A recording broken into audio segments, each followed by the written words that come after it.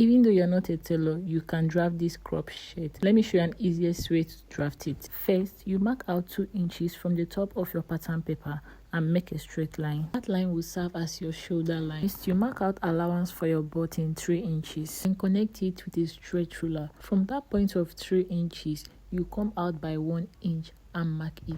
Then you connect the dots with a straight ruler. Next, you fold the button allowance so you can use it to draft out the back pattern because the back don't have button. For the armhole, because this is a loose top, I'll be using my bust point measurement to get the armhole. I'll measure from my shoulder to my bust point and mark a straight line. This will also serve as my bust line. For the neck width, I'll be using 2.5 inch for both front and back. And for the back neck depth, I'll be using 1 inch. Then I'll connect it with a curve ruler.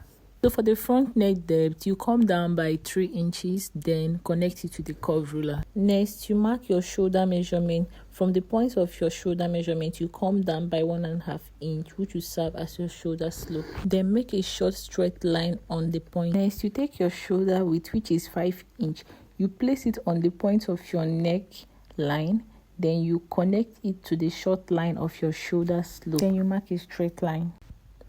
Then you mark a straight line from the point of your shoulder slope to your bust point. And from this bust line, you get your bust measurement divided by 4 plus 1.5 inch sewing allowance. Then you mark it all the way down to the hemline because this is a crop top. We won't be needing the waist measurement. Then for the armhole, you divide whatever you have there by 2, then mark it. From that point that you mark, you come in by 1/2 inch.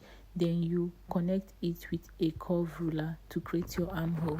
So for shirt, the back of the shoulder usually overlap the front. So to create that overlapping, you minus 1 inch from the front shoulder and then add the 1 inch to the back shoulder. Then from that new shoulder of the front, you create a new neckline. Then you cut it out. Please pay attention how I'm cutting it out.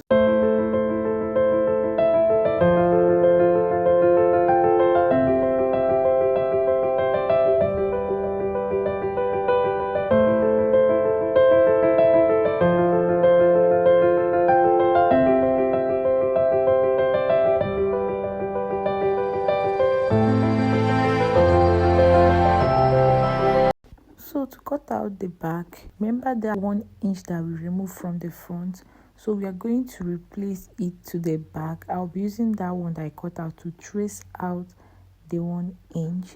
Then you trace every other part and cut it out. For the back side, there is no much thing to do to the back side. Then for the neck width of the back side, you will be using 1 inch for the neck depth, then normal 3.5 inch that we use to get the neck width. So the next video will be on how to sew it. If you've watched up this extent, please follow me on Facebook and also subscribe to my YouTube channel. I will see you on my next one. Bye.